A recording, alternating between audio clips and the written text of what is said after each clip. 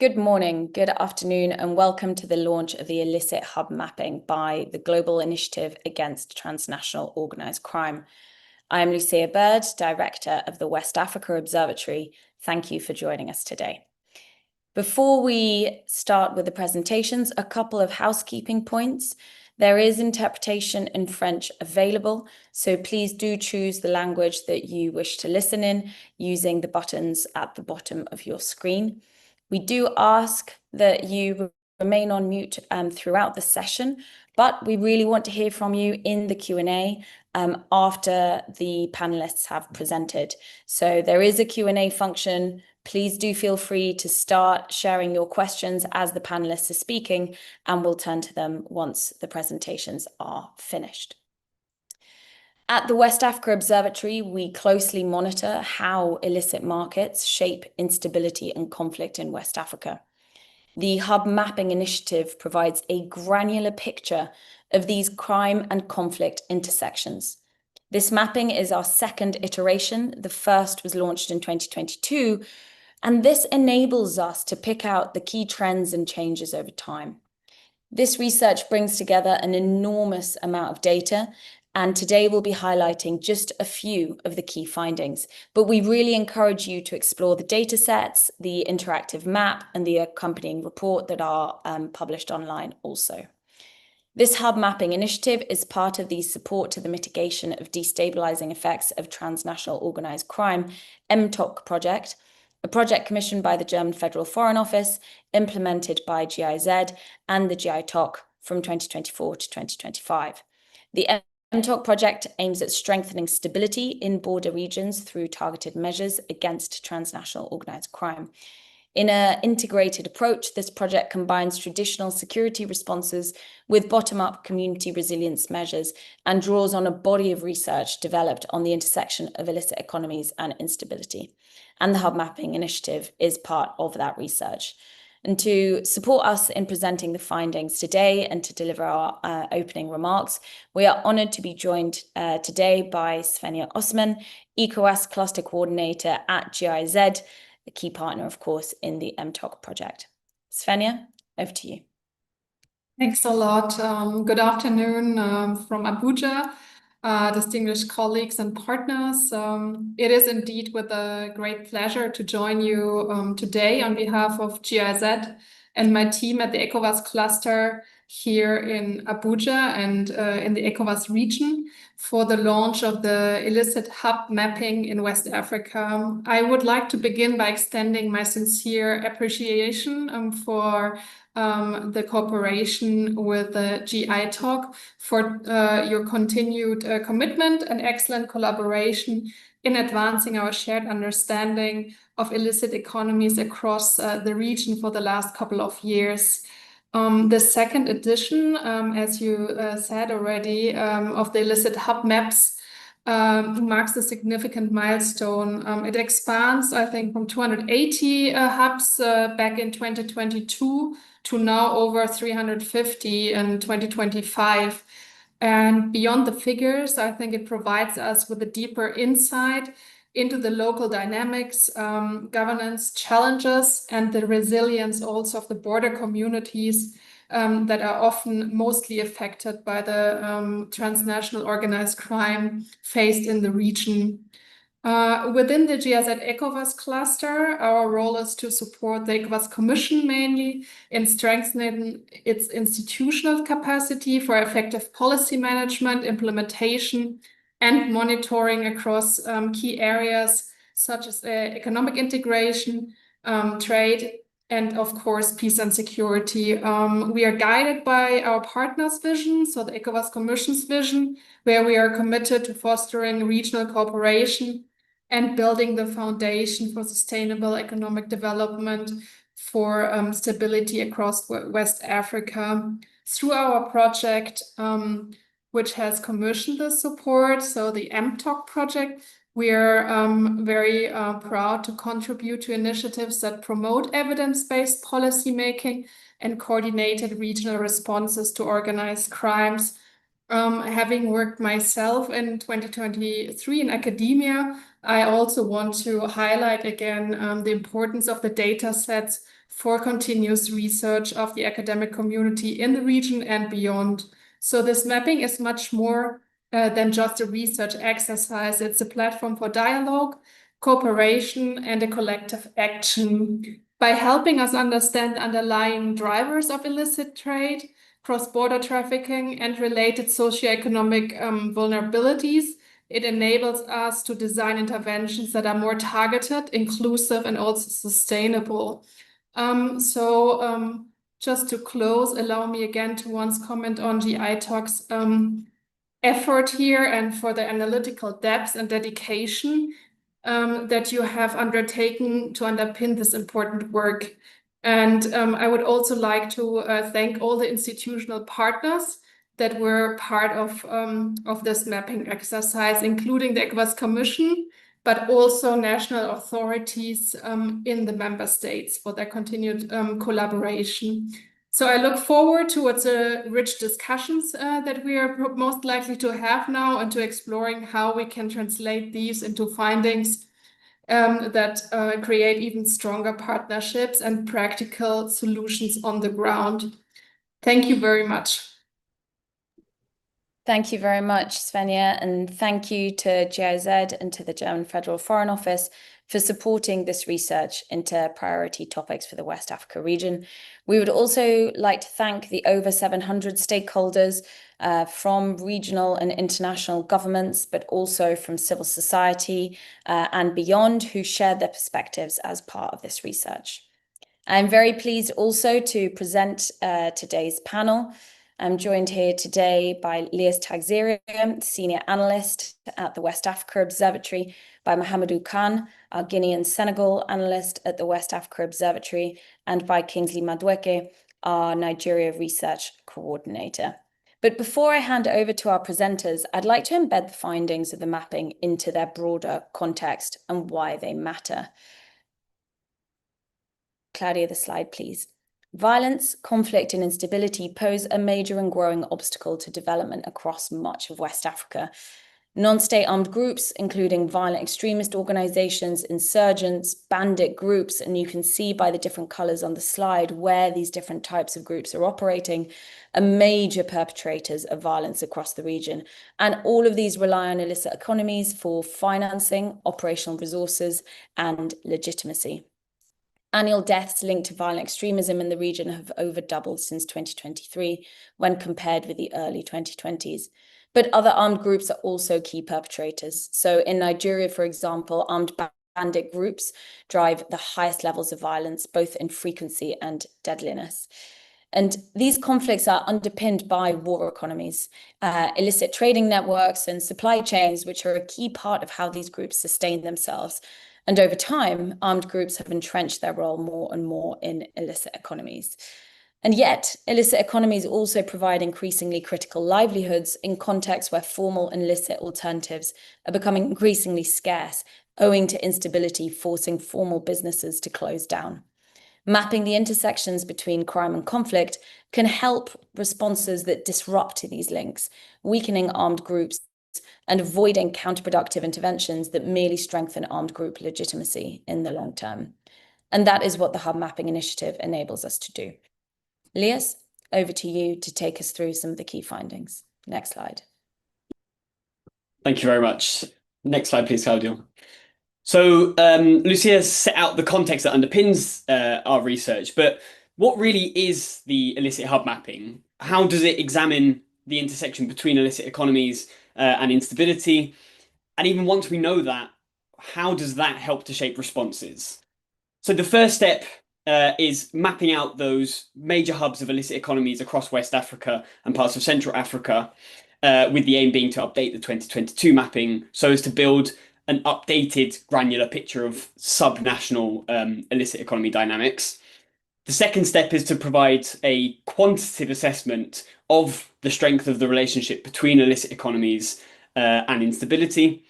And then thirdly, leveraging that data, we want to be able to support evidence-based responses, avoiding high-level regional assessments that often conceal critical subnational divergences. And by leveraging this detailed understanding of dynamics and their interplay with instability, policies and programming can be formulated that directly target the most significant geographies and the most significant illicit economies. And the 2022 iteration was used to shape several different interventions, and we hope that the 2025 edition will be similarly used. Next slide, please. So this is what the mapping looks like. We've developed an interactive online map that allows users to dive into all of the illicit hubs identified across the region. The mapping covers the 15 West African states, as well as the Central African states of Cameroon, Central African Republic, and Chad. There are three types of illicit hub. So hotspots, which is places where there's a strong presence of illicit economies and criminal actors. Transit points, which are locations such as seaports, airports, border crossings, and infrastructure, road infrastructure that is used to traffic illicit commodities.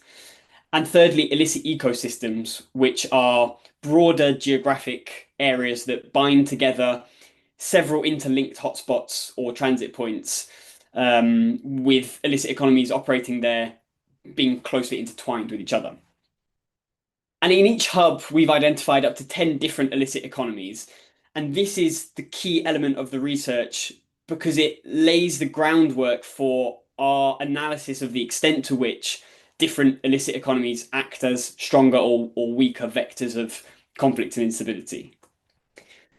Illicit economies mapped in these hubs range from traditional criminal markets, such as arms trafficking, the cocaine trade, kidnapping, cattle rustling, and so on, to other illicit economies that overlap with other economic activities which local populations may consider merely informal, such as the illicit trade in excisable goods, the illicit trade in medical products, and the illicit gold trade.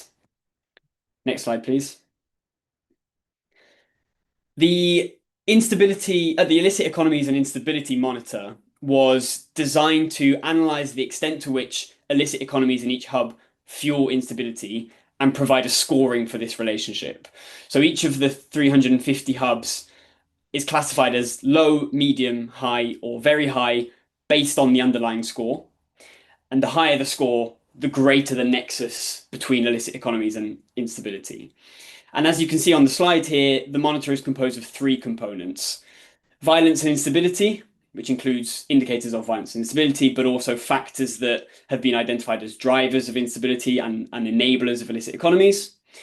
We also have accelerators, so both infrastructure and stress factors, which can exacerbate illicit hubs' role as in fueling instability. And then thirdly, the third component, which is intentionally the highest scoring component, as it's at the heart of what we're seeking to analyze, is crime conflict links. So this captures the relationship between illicit economies on the one hand and conflict and instability on the other. Next slide, please. Understanding the links between conflict and crime is at the heart of this research and the work that we do more broadly. And a large part of that is to understand how and why armed groups engage in illicit economies. Armed groups engage with illicit economies for three main goals. Firstly, for financing. Secondly, to obtain operational resources such as fuel, vehicles, motorbikes, or medicine. And crucially, but an aspect that's often overlooked, to build legitimacy among the communities in which they operate. Now, armed group legitimacy doesn't necessarily refer to an ideological alignment, but it's a form of governance, a degree of social acceptance that allows the group to operate without needing to engage in ongoing excessive violence to prevent communities resisting their operations. And having a degree of legitimacy increases operational efficiency, and so it's desirable for a wide range of armed groups. And through our research, we found that several illicit economies are far more common in those illicit hubs with stronger links to instability. And these are what we call the accelerant markets. And these are extortion and protection racketeering, the illicit gold trade, the illicit arms trade, cattle rustling, and kidnapping. And all five of these accelerant markets play important but differing roles through the three lenses of armed group engagement in illicit economies that I just mentioned: financing, operational resources, and legitimacy. And the two iterations of the mapping highlight not only how conflict actors engage with these markets, but crucially, how the dynamics have changed over the past few years. Next slide, please.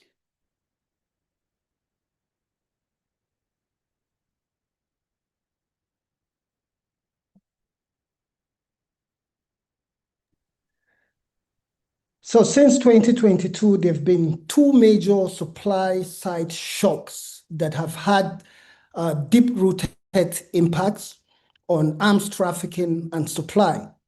The first is the resurgence of conflict in northern Mali from mid-2023 onwards, as the Malian armed forces, together with their Russian allies, the Wagner Group, launched an offensive on numerous areas in the north that were previously controlled by armed groups.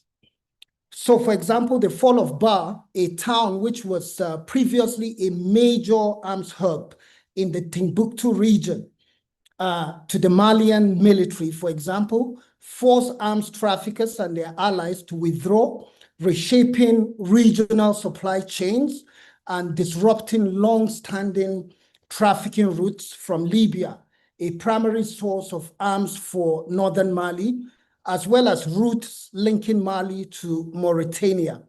These routes, of course, continue to play a role, but they feature lower volume because they remain risky.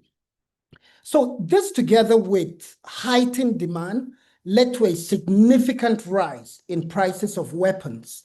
For example, in Gao, the price of an AK-47 rose between 2- and 3-fold between early 2023, that's before the offensive, and early 2025. Currently, the price stands at about 600,000 CFAs. That translates roughly to 920 euro.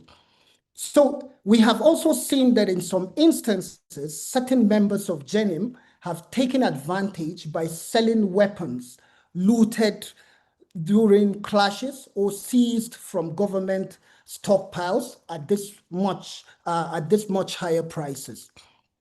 So it is also increased reliance. It has also increased reliance on what we can explain as alternative arms trafficking routes, including from northern Nigeria into northern Mali via Niger, potentially linking ISWAP supplies with Islamic State of the Greater Sahara.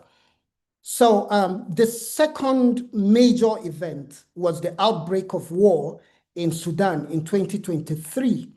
Neighboring countries like Chad and Libya saw increased weapon flows into the conflict, but also growing trafficking of weapons out of Sudan into regional arms markets, introducing more and more sophisticated weapons as far as Niger and Mali. Next slide, please.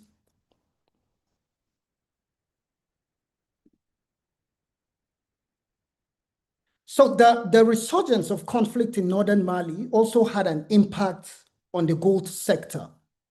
Now, whereas the illicit arms trade is key to group resourcing, the illicit gold trade plays a different role, both in terms of as a means of financing, which is largely through tax on mining activities, but then importantly for also building legitimacy.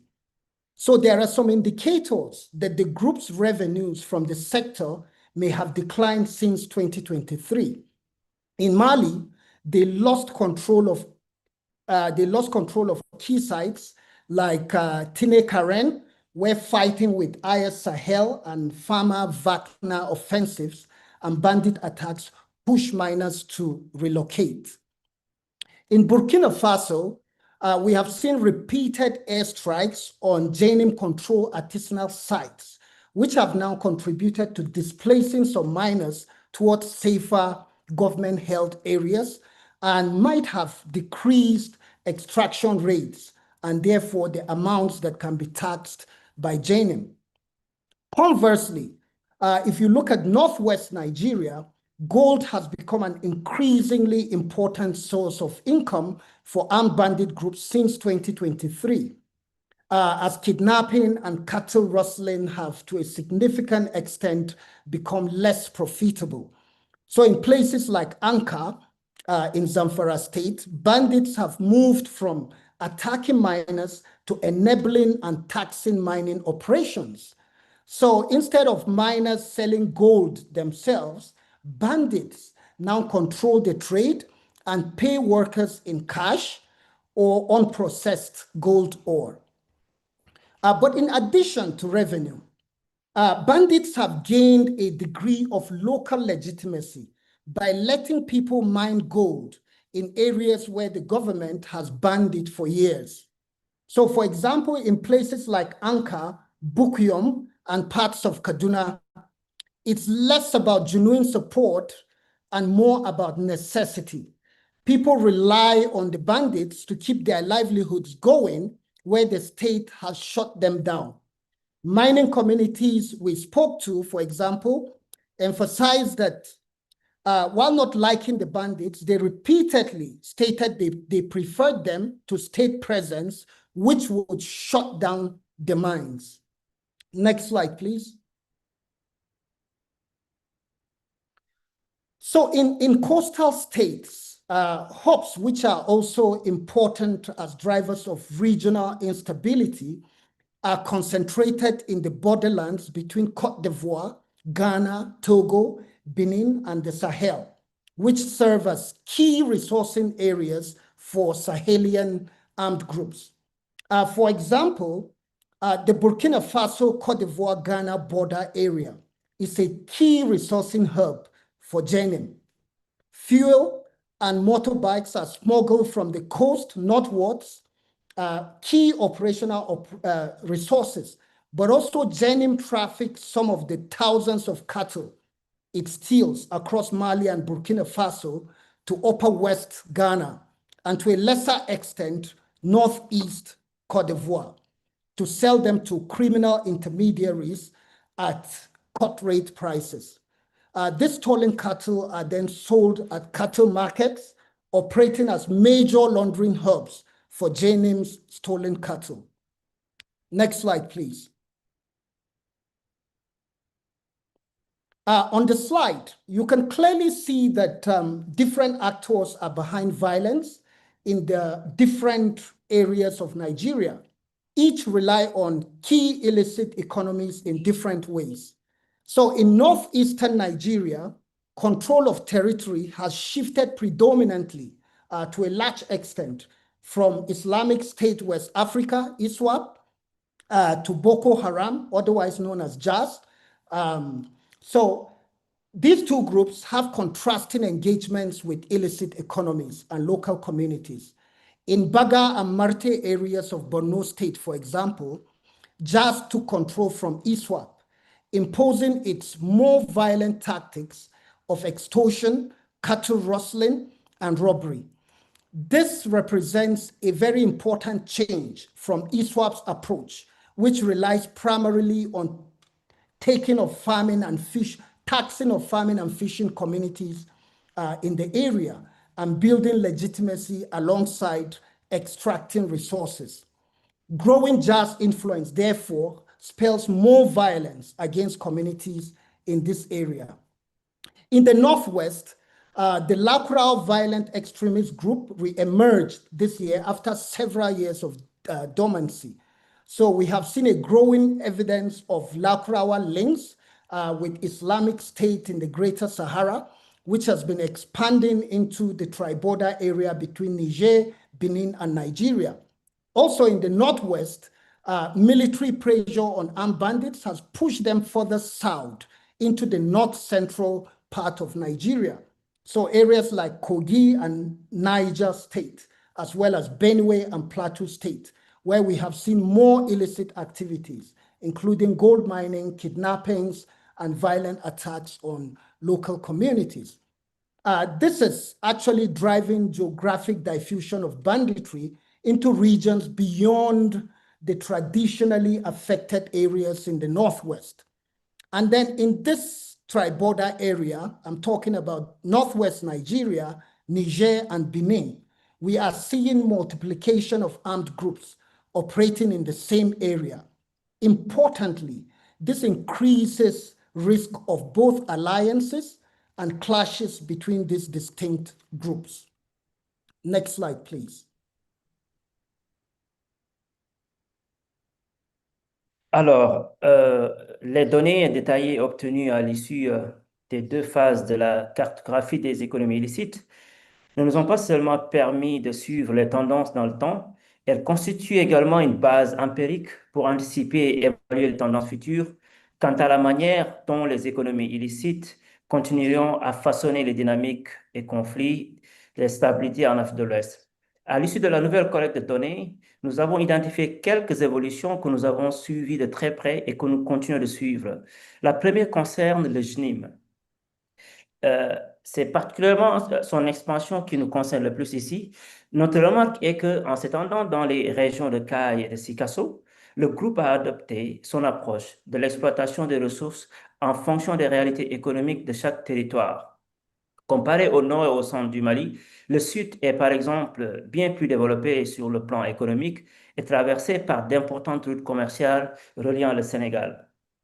Le GNIM, comme on l'a observé ces derniers mois, il projette son influence en étranglant les flux commerciaux, en imposant par exemple un embargo sur l'approvisionnement en carburant, qui dans la foulée a provoqué une flambée de prix à Bamako, mais aussi à travers l'extorsion et les blocus sur les principales routes. Le sud-est du Mali est également la zone la plus aurifère du pays. Et comme nous le savons, l'or a depuis longtemps constitué une importante source de financement pour JNIM, sauf que jusqu'à présent, les groupes étaient surtout limités à taxer le site d'orpaillage artisanal et à repousser les exploitations industrielles situées dans les zones sous son influence. Et pour le sud-est du Mali, bien qu'il existe de l'orpaillage artisanal, cette partie du pays se caractérise surtout par la présence de grandes mines industrielles. Contrairement à d'autres zones aurifères du pays, le potentiel de revenus du GNIM à Caille pourrait reposer moins sur le contrôle direct des sites miniers que sur des arrangements implicites que le groupe pourrait trouver avec les entreprises opérant dans cette région économiquement dynamique. Et grâce à l'abondance des activités minières et commerciales, le groupe peut imposer des interdictions et des restrictions comme celles sur les importations de carburant décrétées en septembre 2025 afin de contraindre les entreprises à payer pour poursuivre leurs activités, ouvrant ainsi les nouvelles sources de revenus. Les attaques contre plusieurs entreprises minières ces derniers mois pourraient d'ailleurs indiquer ce changement de stratégie. Enfin, depuis le début de l'année, le JNIM ainsi que l'État islamique du Sahel a accru son dépendance à l'enlèvement contre rançon comme source de financement principal. Et cette pratique, bien entendu, constitue déjà par le passé une source majeure de financement pour le groupe au milieu des années 2010. Mais les rapts d'étrangers avaient pratiquement disparu depuis quelques années. Or, cette année, le GNIM a multiplié les enlèvements de ressortissants étrangers, notamment les mineurs comme celui des citoyens chinois dans la région de Caille, à Sikasso également. Cela semble s'inscrire dans sa stratégie de guerre économique dans le sud, utilisant les enlèvements, l'extorsion et les attaques contre les infrastructures pour pour faire pression sur les entreprises étrangères et ainsi redonner à l'enlèvement un rôle clé dans ces opérations de financement. La région de Caille représente également un point stratégique pour une éventuelle expansion du JNIM vers le Sénégal et la Guinée.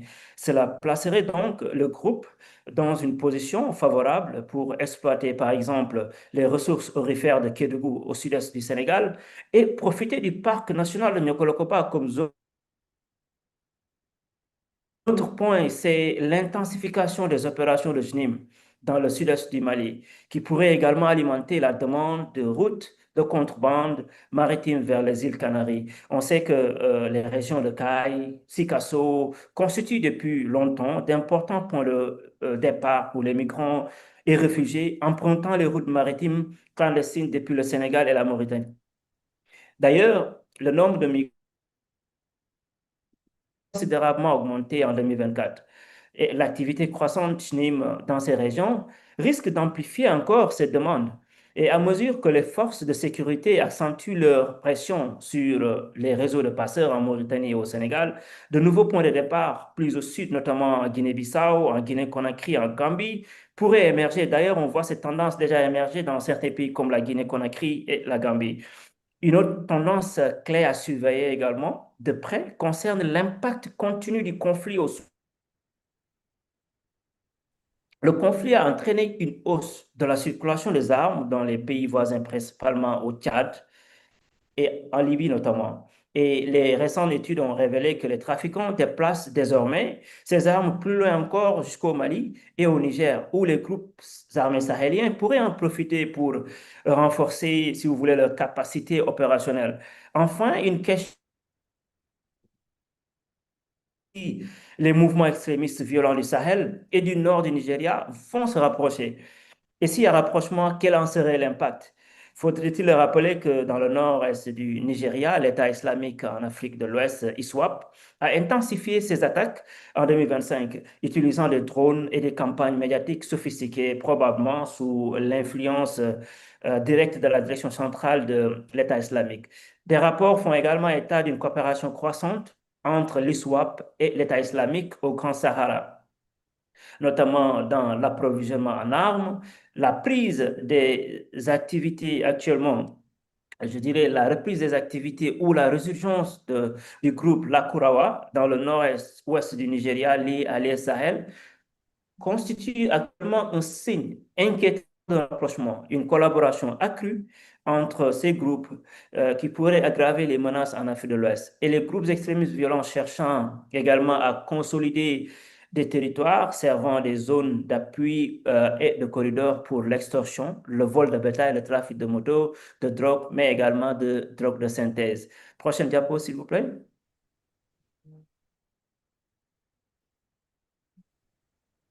Next slide. Alors, que signifient donc toutes ces observations pour les décideurs politiques? Ces recherches offrent une vision très détaillée et précise des économies illicites, des types d'acteurs criminels impliqués et surtout de la manière dont ces activités sont liées à l'instabilité. Et pour reprendre un adage souvent cité, mais qui s'applique pertinemment ici, on ne peut pas résoudre un problème sans d'abord le comprendre. Nous avons donc tiré de cette analyse plusieurs enseignements programmatiques et politiques développé plus en détail dans le rapport que vous pourrez consulter en ligne plus tard. Et malheureusement, pour une contrainte de temps, je n'en citerai que deux ici. Premièrement, c'est sur l'or. Il est essentiel de formaliser et soutenir l'orpaillage artisanal. Cela paraît simple en théorie, mais reste difficile à mettre en œuvre. Lorsque la formalisation n'est pas réalisable, il vaut mieux éviter les répressions violentes et plutôt offrir un minimum de sécurité aux mineurs, assurer une présence et un appui étatique afin d'éviter que ces zones ne deviennent des espaces de légitimation et de revenus pour les groupes armés. Il est essentiel de reconnaître l'orpaillage artisanal comme un moyen de subsistance légitime pour les communautés et même pour certains membres de groupes armés, susceptibles d'offrir des alternatives à la criminalité et à l'insurrection. Deuxièmement, c'est sur le vol de bétail et les marchés à bétail, qui est une économie actuellement illicite majeure pour les acteurs de conflit. Le vol de bétail est étroitement lié à l'instabilité et sa régulation doit être considérée comme une priorité par nos États. Dans plusieurs pays, les marchés à bétail ont été fermés lorsqu'ils étaient soupçonnés de servir à écouler des animaux volés par des groupes extrémistes violents. Mais ces fermetures, en réalité, détruisent les moyens de subsistance et déplacent les ventes vers les marchés noirs. Ainsi, il faut éviter de fermer les marchés et plutôt renforcer la régulation des marchés formels pour limiter non seulement l'entrée des bétails dans le commerce illicite, mais également, c'est ce qu'on a observé actuellement à Saint-Cassé, au niveau du marché de Saint-Cassé dans le nord du Togo, qui a rouvert récemment parce que le marché a été fermé brièvement et réouvert parce qu'il y avait des inquiétudes qui planaient au-dessus de cette activité illicite-là. Prochaine diapo, s'il vous plaît.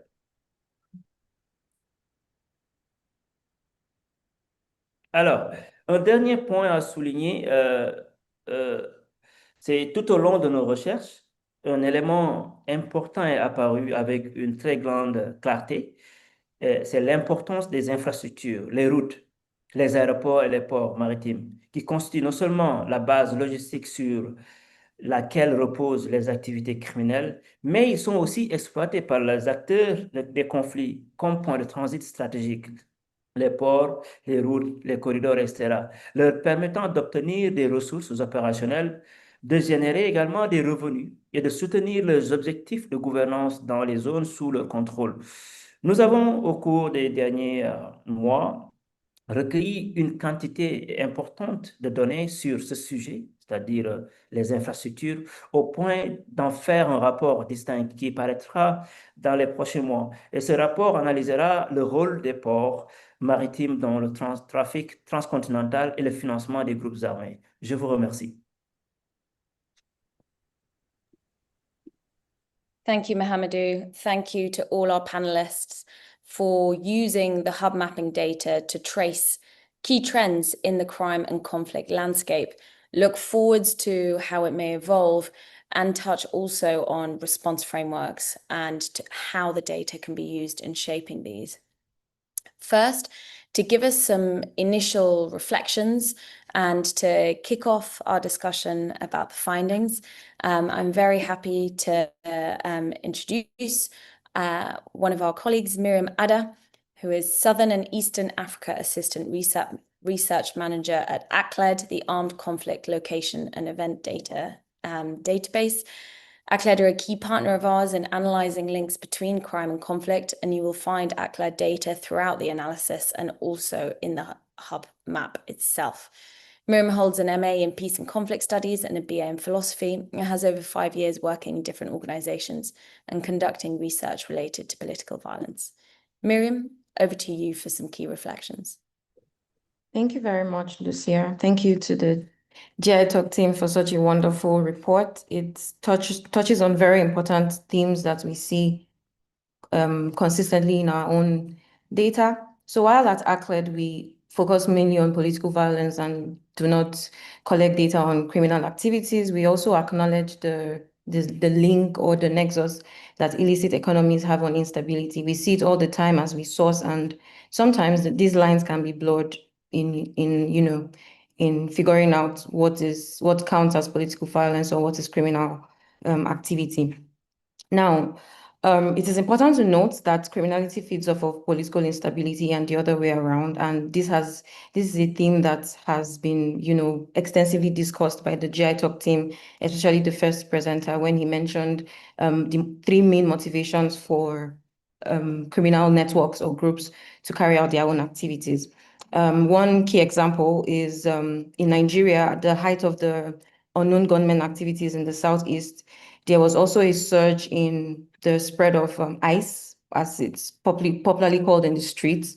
Now, there were reports that would link the sale of ICE and the groups perpetrating, unknown gunmen violence in Nigeria with the sale of ICE, and it was difficult to separate both ICE sale and the activities of unknown gunmen and even Biafra separatism at the time. Also, a previous GI-TOC report on electoral violence focusing on Kano State and Rivers State in Nigeria also discussed largely how gang violence, sale of drugs, and cultism in Rivers State were largely related to electoral violence, and how these groups were the same groups that were used to perpetrate electoral violence and would go back to crime when there was no off-election seasons, and then will be used during election seasons. And so it displays, or it shows, very important themes across the situation or the events that affect Nigeria, especially. And then another interesting thing in the report is the discussion on illegal mining. Now, this is a discussion that is usually tiptoed around. People are it's seen as a very sacred topic. Nobody wants to really talk about illegal mining and how it has exacerbated the situation in the Northwest.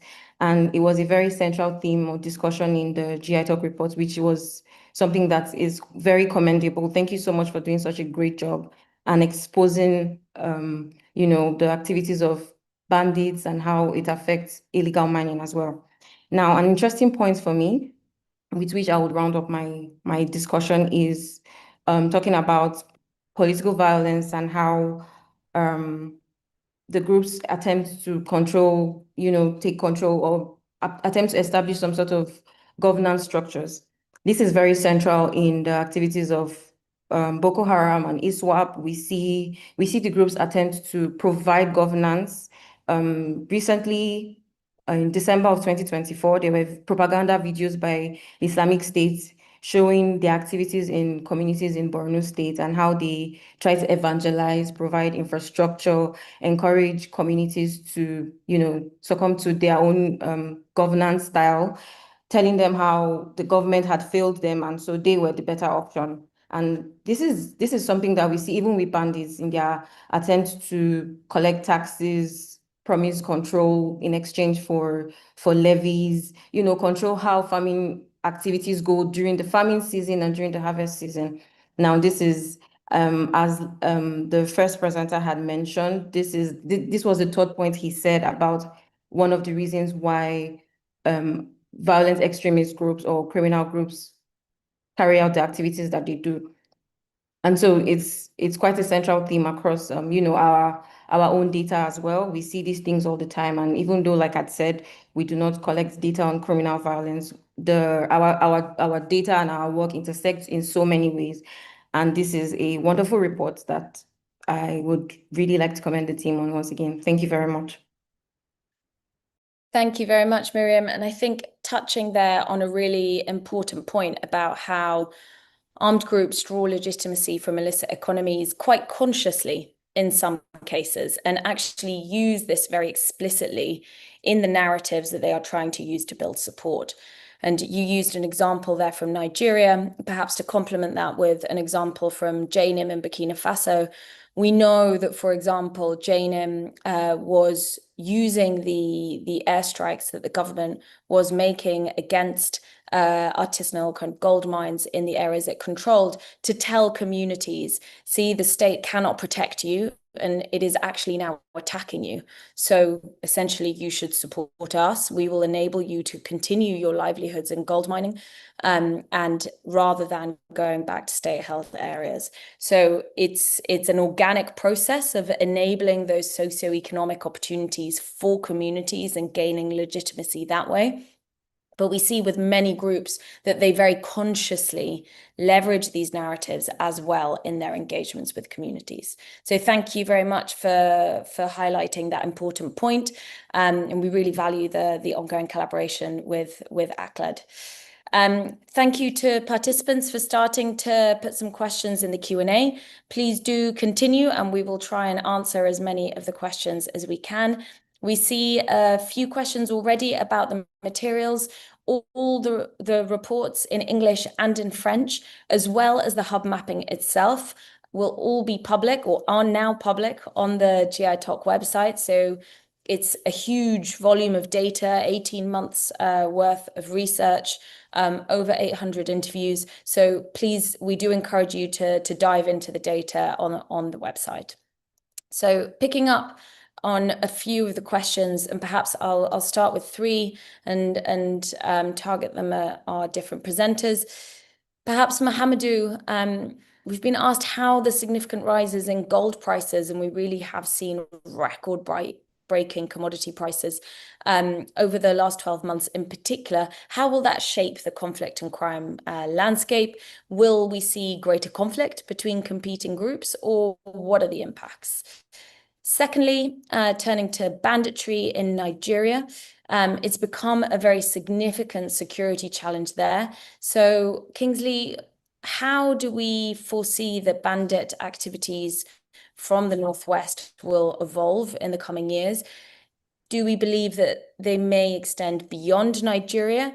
And what challenge could this pose to other groups working in the area, for example, like JNIM?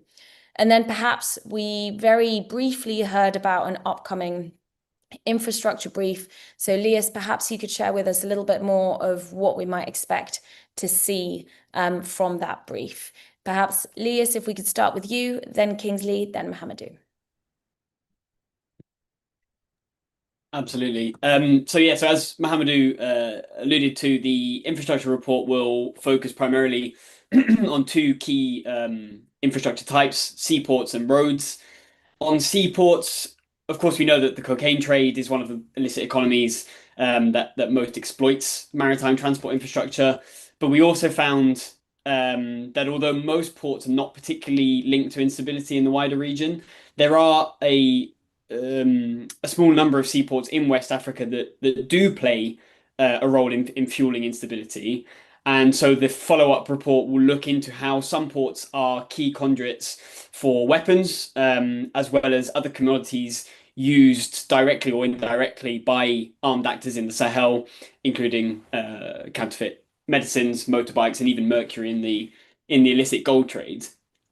And then on roads, the findings from the illicit hub mapping show that sort of 85% of illicit hubs across the region are situated either on or near major operational roads, which makes sense because roads and sort of transport connectivity more broadly underpin the illicit flow of goods. But as well as for the movement of illicit goods, roads are also key spaces for armed groups. We found that of the 12 road segments that were identified in and of themselves as illicit hubs, and that's including highways in northern Nigeria as well as in the Sahel. Not only were the vast majority situated in areas where there are high levels of armed group violence, but there were also places where accelerant markets, those 5 accelerant markets we mentioned, are particularly prevalent. I'm thinking most commonly kidnapping, extortion, and cattle rustling. But when we look into not only how roads are used by armed groups for revenue extraction, but also how the control of roads has significant implications for governance in terms of sort of civilian perceptions of security, including economic security, something that we're seeing play out in Mali this past month with JNIM's stranglehold on roads coming from Senegal and Cote d'Ivoire. So those are the two key points from that upcoming brief. So look out for it. Mohamedou? Oui, merci beaucoup, Lucia. C'est une très bonne question par rapport au prix. C'est vrai que les prix ont considérablement augmenté ces derniers mois. Ils ont grimpé de manière spectaculaire et cela rend véritablement l'or extrêmement attractif pour les groupes criminels, pour les groupes extrémistes violents également. Ceci, dans la foulée, renforce l'importance stratégique également des mines, des sites miniers placés qui sont préciser que cela pourrait d'abord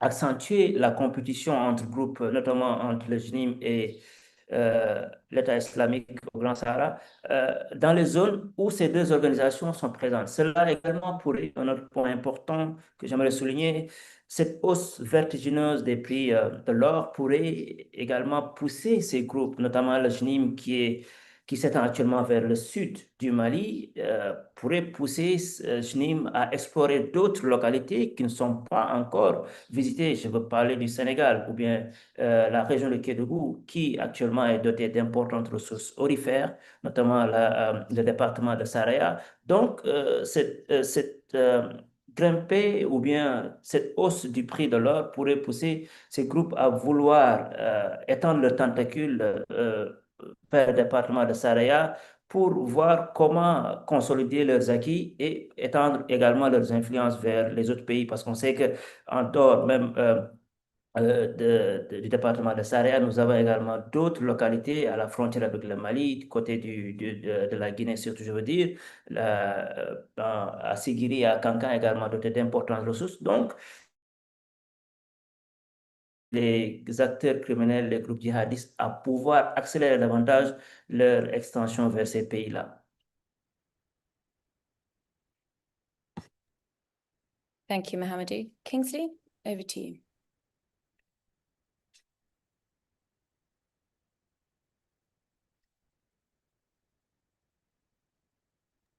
Yeah, thank you very much. So to start with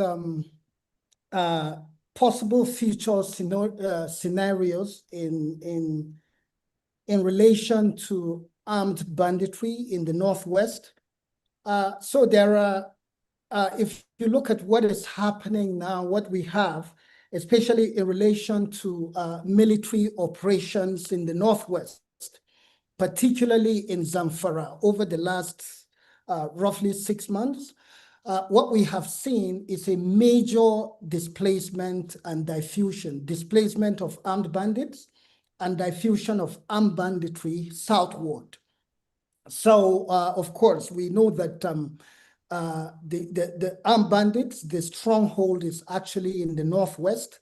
But what we have seen increasingly over the last 3, 4, 5 months is we have seen an uptick in armed banditry activities, especially in Kogi, Niger State, and then also in Plateau and Benue states. Now, these are areas in north-central Nigeria, which are far from the traditional stronghold of armed bandits. Now, this diffusion goes beyond just an increase in instability or a wider spatial spread of instability. It raises a lot of other concerns. And one of these concerns is increasingly we are seeing armed bandits operating in the same geographic areas with other armed groups, particularly violent extremist groups.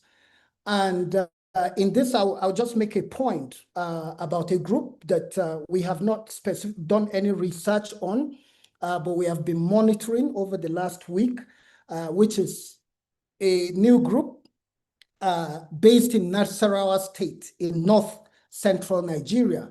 Right now is colloquially known as Wulo Wulo, and it has just gained prominence over the last few weeks. But I remember my last field visit to Nasarawa, locals actually raised concerns about the presence of growing presence of armed bandits and the increase in the frequency of kidnappings in certain parts of Nasarawa. I was actually privileged to, or had the unfortunate, if I may say, experience of going around some of the affected communities. And it was clear that armed bandits were actually looking at Nasarawa more as an operational base from where they attacked local communities in Benue and also Plateau State. But now with the emergence of Wulo Wulo, which I may say has been linked to JAS, that's Boko Haram, but this is yet to be independently verified. But if this is true, then you see it gives credence to this concern of armed bandits and violent extremist groups increasingly working within the same area. And it raises two major concerns. The first one is the possibility of alliances, which will increase their capacity for more audacious attacks and control over local communities. The second concern is violent clashes, which we have seen in the Northwest between the Lakurawa and armed bandits. This also actually plunges communities into a lot of insecurity and instability.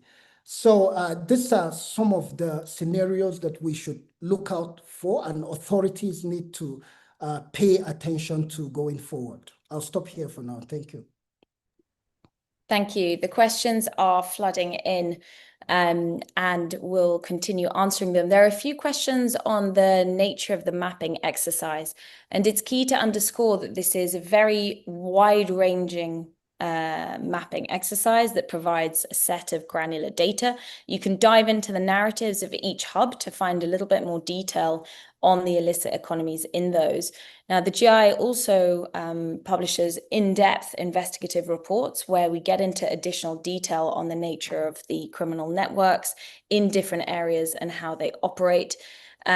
We do have classifications of criminal actors as part of the analysis between, for example, criminal networks or armed groups, but diving into the specific characteristics of each criminal network in each of the 350 hubs is beyond the scope of this mapping exercise. And we really encourage you to look at the in-depth analyses on this as well. So turning to the next set of questions, perhaps we could come to you, Lias, about our colleague from Niger highlights the attacks around the gold site of Jado and how this highlights the links between artisanal gold mining and insecurity, and what are some of those structural responses that can target this. Perhaps also touching on a question regarding the use of mercenary-related groups and PMCs, and what observations can we make regarding these entities and illicit networks, Mahamadou? And Kingsley, back to you on looking at how the widely reported negotiations between the bandits and communities, how does that affect the patterns of attacks that we see in that area? Perhaps Lias, then Mahamadou, and then Kingsley. So yeah, I think that is a really crucial point here on the sort of the state-embedded actors and lack of regulation interplay. The gold trade is the illicit gold trade is very complex in terms of the links to conflict and violence, because while it can be a destabilizing factor considering armed group involvement in mines across the region, the gold trade can also act as a stabilizing factor. As we mentioned regarding other illicit economies as well, it is a source of livelihood. Now, a lot of times the sort of heavy-handed responses to informal gold mining can be very much counterproductive in the region.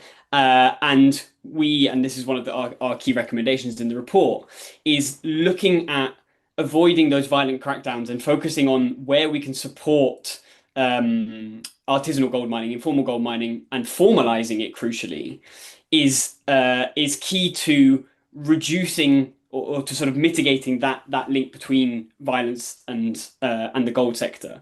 And there have been a number of key examples where this has been done effectively. There was success in Ghana, where community schemes were rolled out that essentially introduced sort of different incentives, sort of the strategic use of incentives that enabled a sort of a different form of dialogue between states and communities.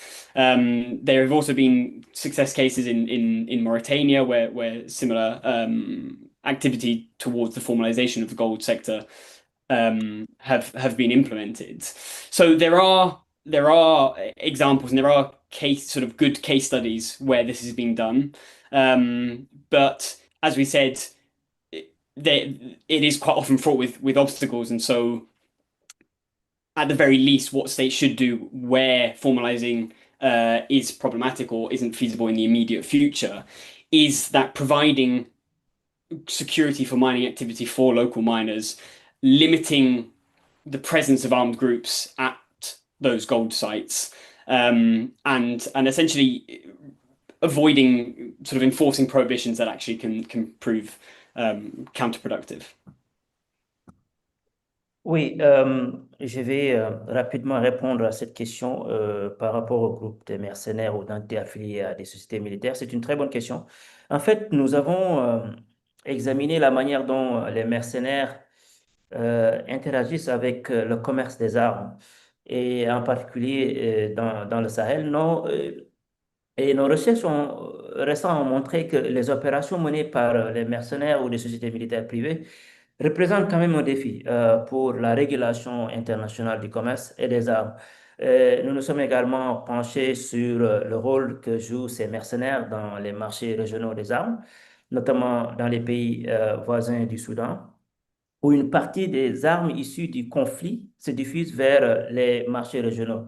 Dans certains cas, ces mercenaires assurent le transport des armes, mais ils participent aussi directement au commerce en tant qu'intermédiaires ou trafiquants. Donc, les résultats détaillés de cette recherche seront publiés dans les prochains jours et vous aurez l'occasion de mieux comprendre cette dynamique. Merci beaucoup.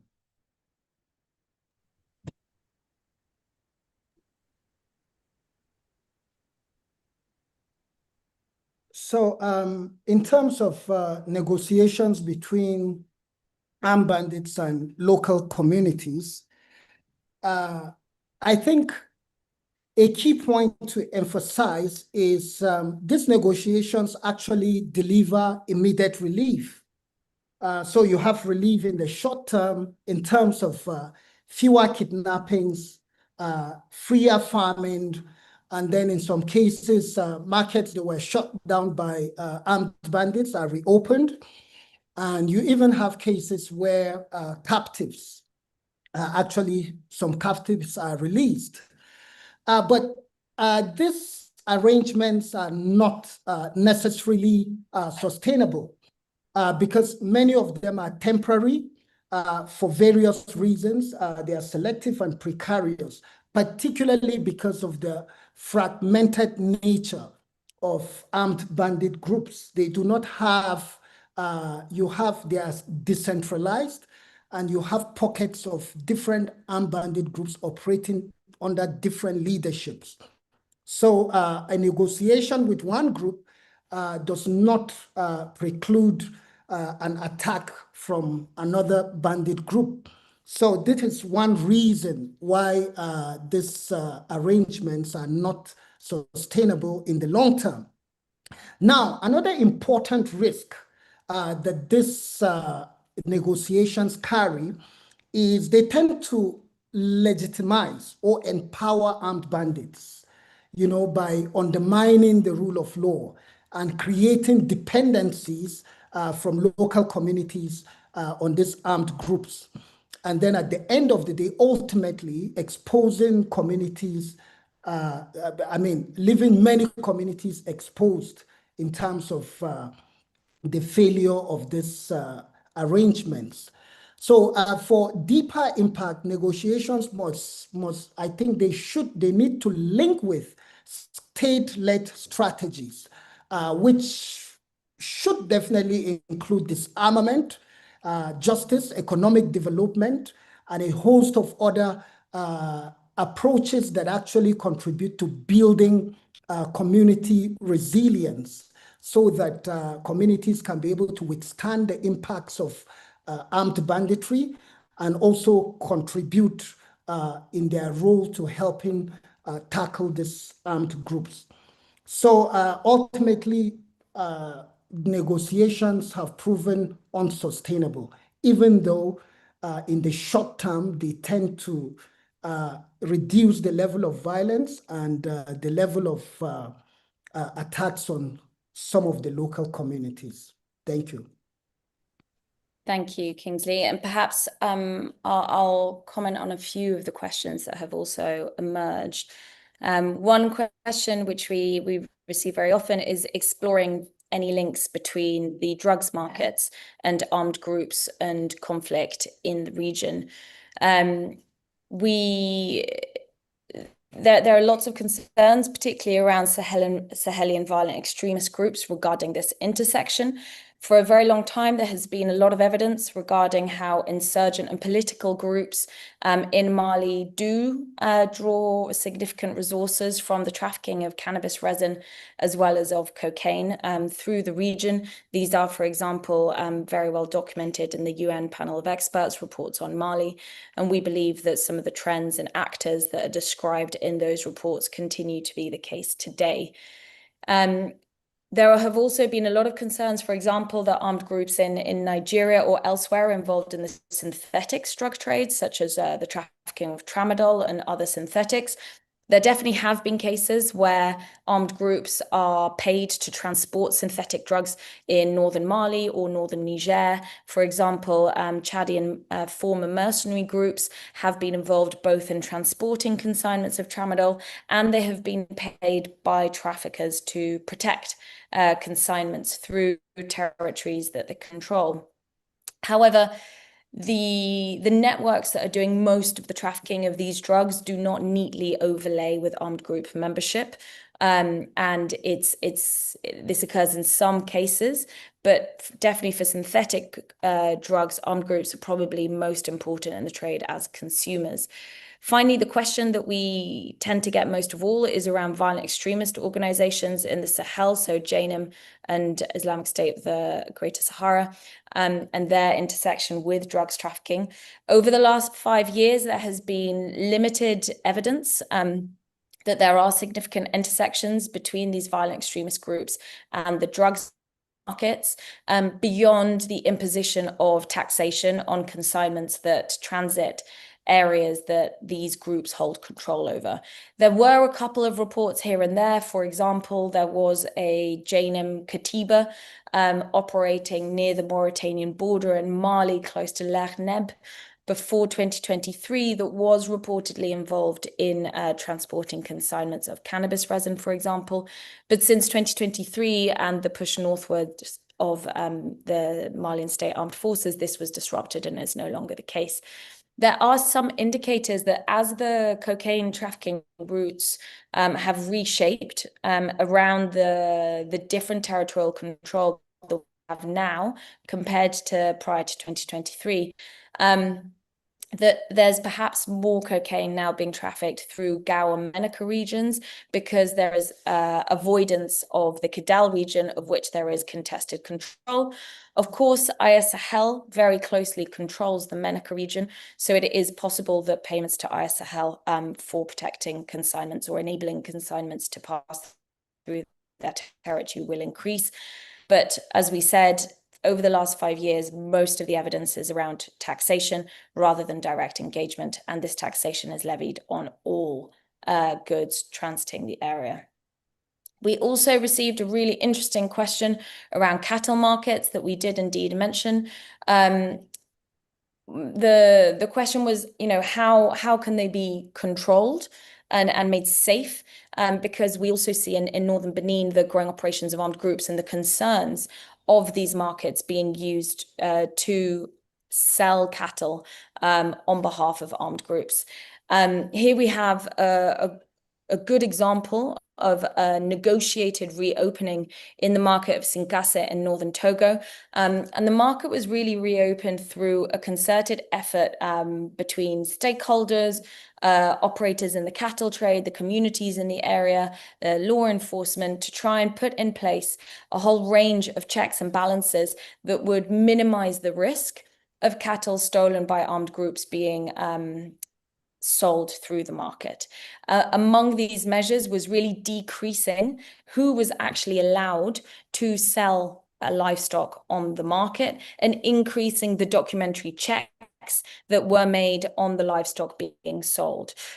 We do have more detail on these checks and balances in an upcoming article that will be out next month, that's very closely looking at the Sinkase market and what lessons can we draw from this approach that protected local economic livelihoods while mitigating the risks of illicit economies being used to finance armed groups. And it's not perfect. For example, stakeholders in Togo recognize that where cattle have already been sold to a different buyer at a different market, from JNIM and their criminal intermediaries, and then they come to Sinkase, it might be difficult to trace it all the way back. However, the steps that have been implemented do mitigate risks and overall are seen as the most positive step forwards in protecting economic livelihoods. To pick on a few of the other questions, perhaps, Lias, we could come to you on understanding that there have been attacks in northern Côte d'Ivoire, Togo, and Benin, but we haven't to date tracked any attacks in northern Ghana. How can we explain this? And then perhaps, Kingsley, to you on the recommendations, we mentioned national parks. Perhaps you could touch on how national parks emerge from the data sets as particularly important spaces for armed group entrenchment and how responses can take this into account. So Kingsley, perhaps we start with you and then over to Lias.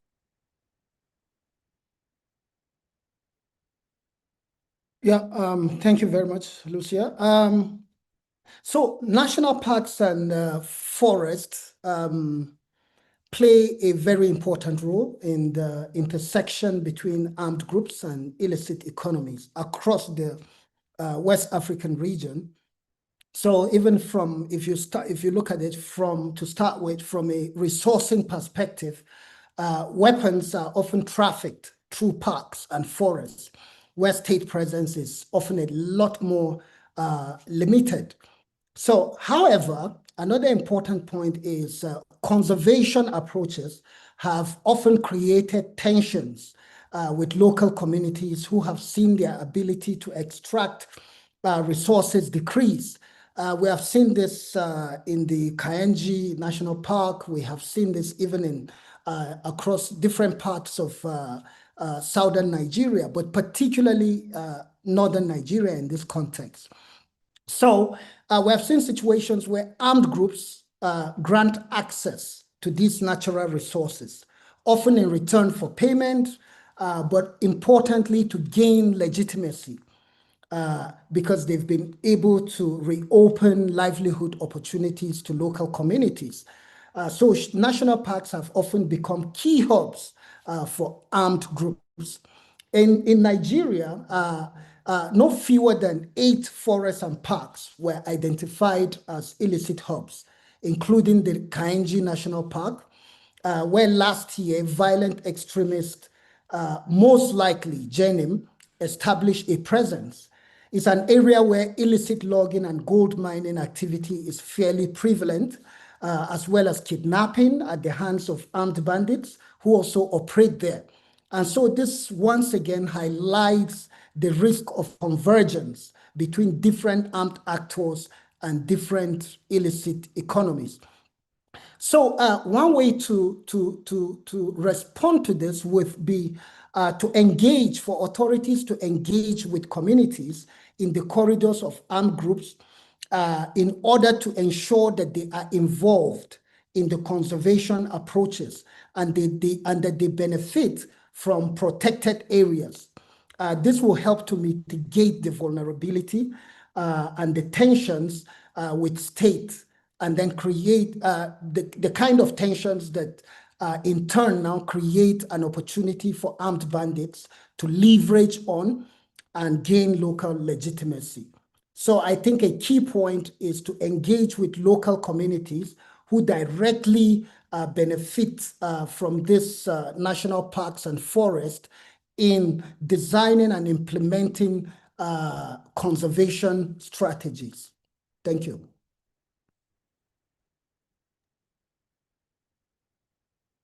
So I think one of the key points on the issue of attacks or absence of attacks in northern Ghana by JNIM, one of the key points that comes through our research is the extent to which JNIM uses violence strategically.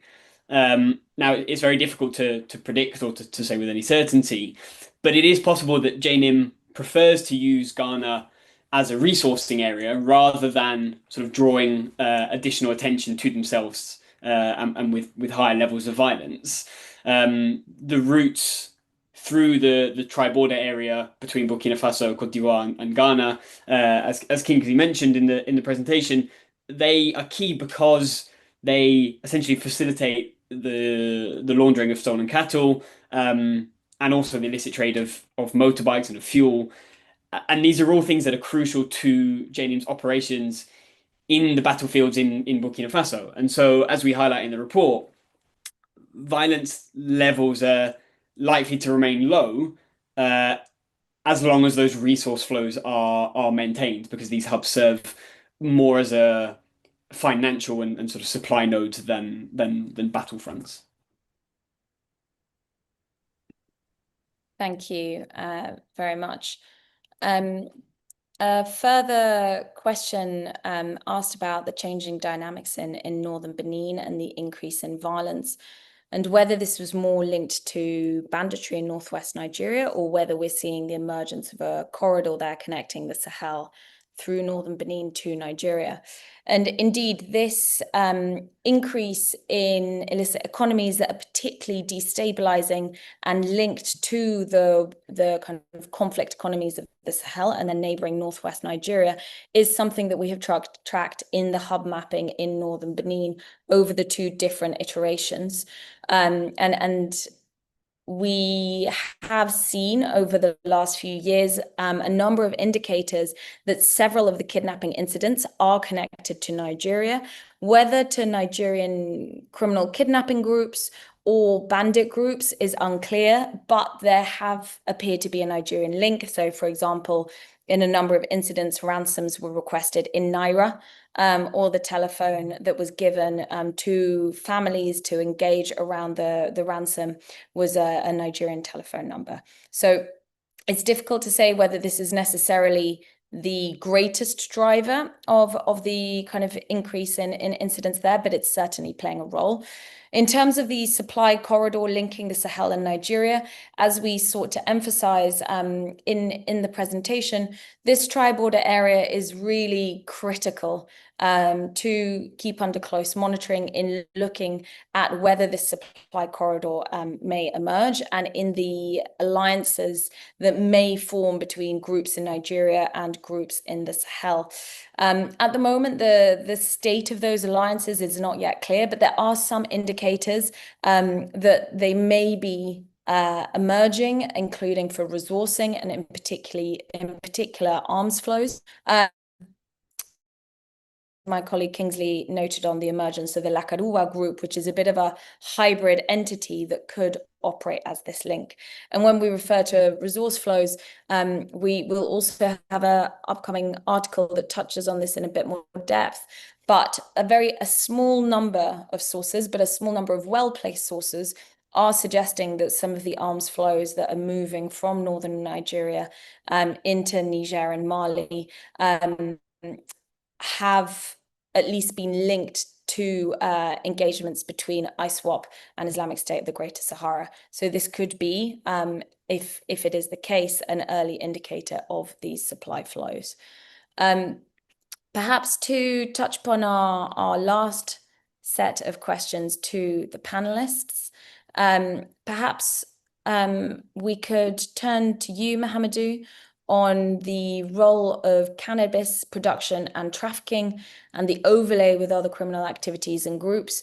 And it's true perhaps that across the data set, we don't see a very strong correlation between cannabis cultivation and conflict dynamics, but this has been a little bit different in the Casamance region historically, where we have seen quite significant changes between the two iterations. So perhaps you could tell us a little bit more about that. And Lias, we have a question around the kind of vulnerabilities of border areas and the kind of structural geographic governance factors that could contribute to why there are more hubs concentrated in border areas, and what makes borderlands particularly vulnerable. So perhaps Mahamadou, to kick off with you, and then over to Lias. Thank you. Oui, Lucia, tu as raison tu as bien fait de mentionner la Casamance, qui est un très bon cas d'étude, parce que c'est une région, bien entendu, qui est au sud-est du Sénégal. Au sud du Sénégal, son histoire est intrinsèquement liée à la culture du cannabis, surtout, disons,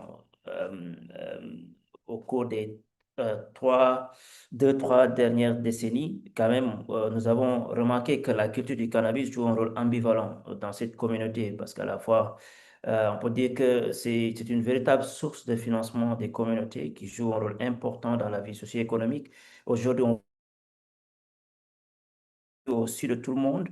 Quand vous prenez l'exemple des îles Caronne ou bien des îles Bliss, les communautés, y compris des femmes, en font une activité génératrice de revenus et ça leur procure énormément de sous.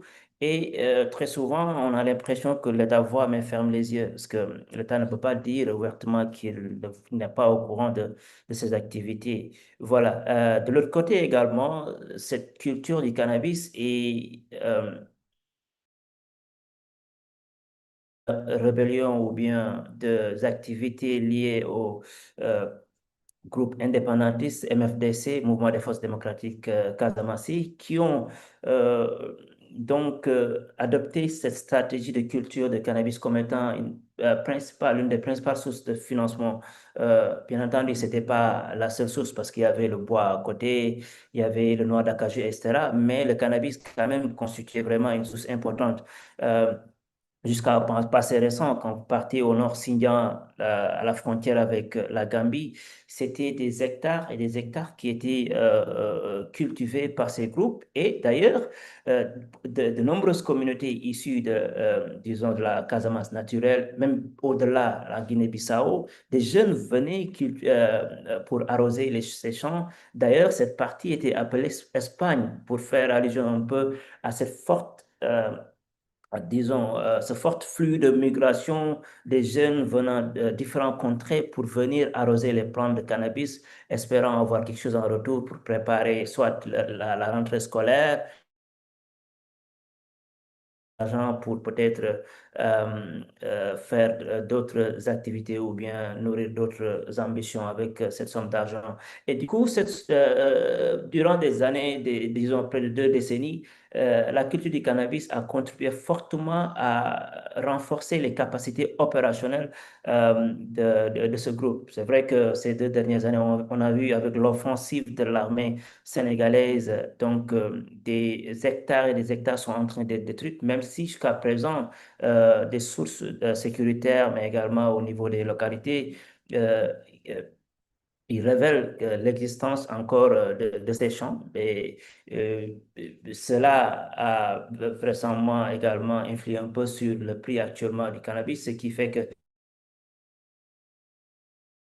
un kebab de cannabis dans certaines localités au Sénégal, si on sait que tout le cannabis consommé, disons à 80% provenait de cette partie du pays, le prix a considérablement flambé aujourd'hui. Donc, je peux dire que en résumé, le cannabis quand même a joué un rôle important et continue de jouer un rôle important pour les groupes criminels. En ce qui concerne la Casamance, elle est de moins en moins au regard de l'implication croissante de l'État sénégalais et de l'armée sénégalaise en particulier qui est sur le terrain pour la destruction de tous ces champs de cannabis.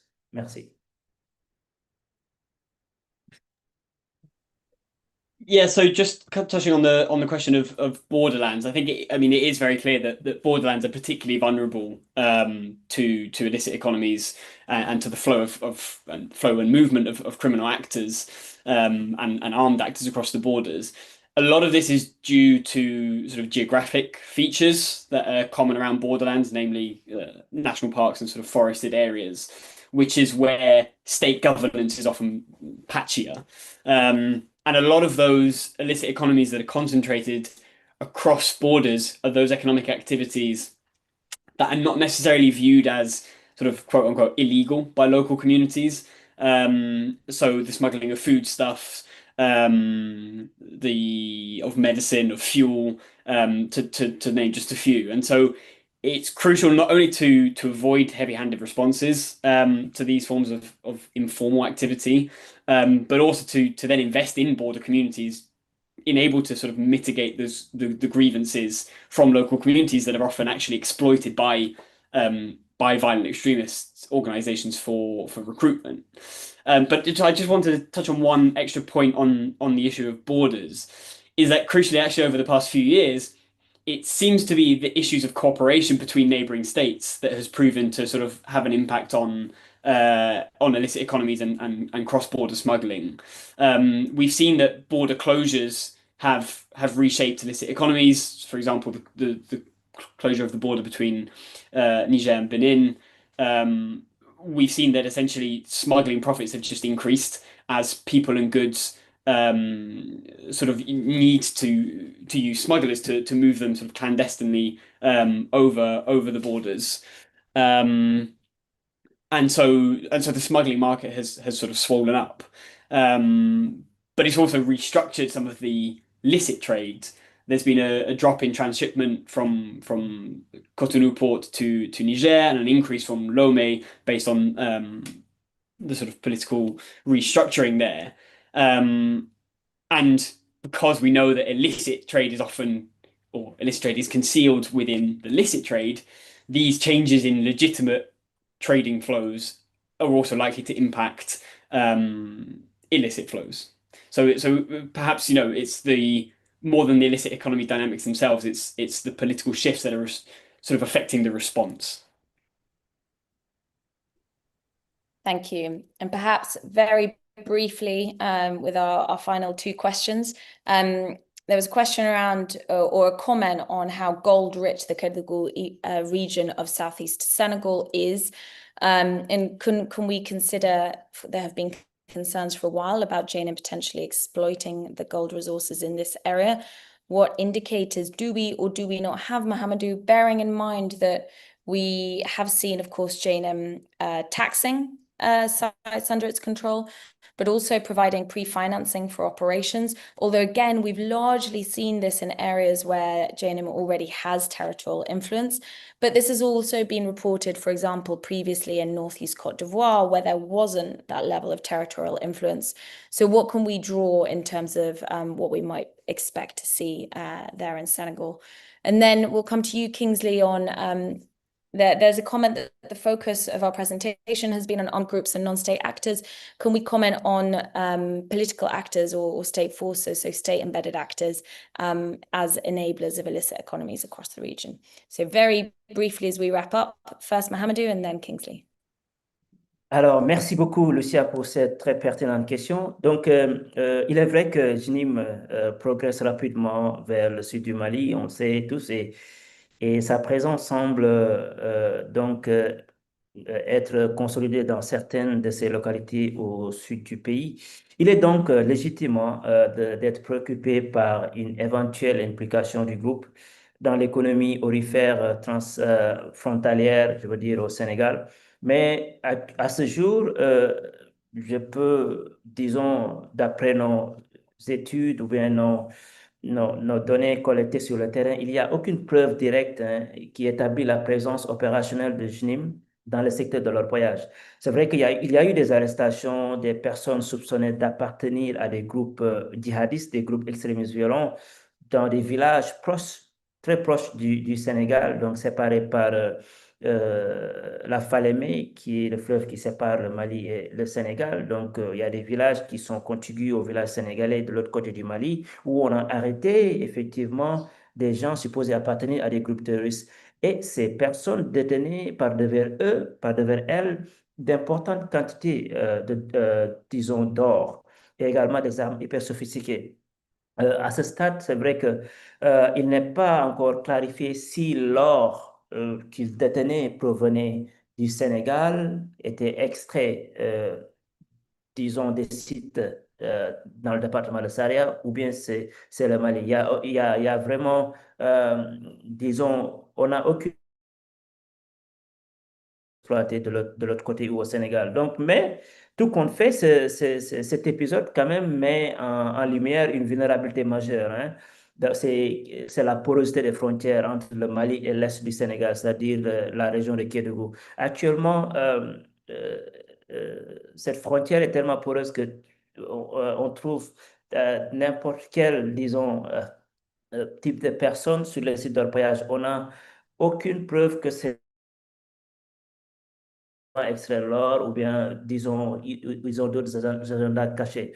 Donc, cela également, ce flux qui n'est pas du tout contrôlé parce qu'il y a autant de portes d'entrée que, voilà, de routes que ces orpailleurs utilisent et très souvent qui se réclament, disons, des pays de la sous-région, notamment le Mali, le Burkina, mais on ne sait pas qui entre parce qu'il n'y a pas vraiment, il y a pas vraiment de contrôle. Et également, aujourd'hui, la région de Kédougou présente plusieurs disons, vulnérabilité. Au-delà même de la porosité des frontières, c'est donc les tensions communautaires, souvent qui opposent les soi-disant sunnites et les soufis. Ces tensions pourraient être peut-être exploitées par les groupes extrémistes violents pour s'installer, pour infiltrer les sites, effectivement, pour pouvoir exploiter l'or. Mais à ce jour, je le répète, et pour terminer, il n'y a pas vraiment une présence effective qui a été notée sur le territoire sénégalais ou bien au niveau des sites d'orpaillage à Kédougou par les groupes extrémistes violents. Merci. Yeah, just to quickly comment on the state of the role of state-embedded actors and as well as political actors. So there are a couple of ways to look at this, but one of the ways in which political actors and state actors are involved is through providing protection for illicit markets. And some of these illicit markets have been directly linked, of course, to instability. For example, we know that individuals within the hierarchy of the state forces, both in the Northwest and in the Northeast, have been implicated in arms trafficking, not just within the Northwest and the Northeast, but we have seen situations where these individuals have transported arms all the way, for example, to North Central Nigeria. And then, of course, we know how protection by law enforcement in terms of the trafficking, the smuggling in of tramadol, for example, through Lagos and Port Harcourt, enjoys a lot of protection from state actors.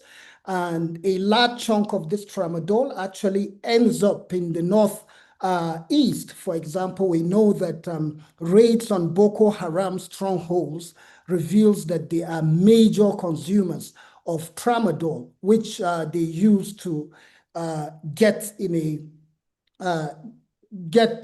a state of mind that helps them to perpetrate violence. So we see how protection by state actors. We can also speak about the protection that oil theft in the Niger Delta enjoys from state forces. So there's a lot of roles that state actors and political actors play. But for want of time, I'll stop here. Thank you. Thank you very much, Kingsley. Thank you, Mohammed. Thank you, Lias. We thank you also, our audience, our participants, for joining us today as we explored the findings of the 2025 Hub Mapping Initiative and what they tell us about the nexus between illicit economies and conflict across West Africa, and the insights they give us into how armed groups engage with illicit economies for resources, for financing, as well as for legitimacy. As we highlighted, there's a huge amount of data in the reports and also in the map. So we really encourage you to please explore these resources. Reach out to us if you would like support in integrating them into your programming, your APIs. You have questions about how to use the data. We're here to help. Thank you again very much to GIZ and for the German Federal Foreign Office for the support in enabling this research. Thank you again to our audience. Have a lovely day. Goodbye.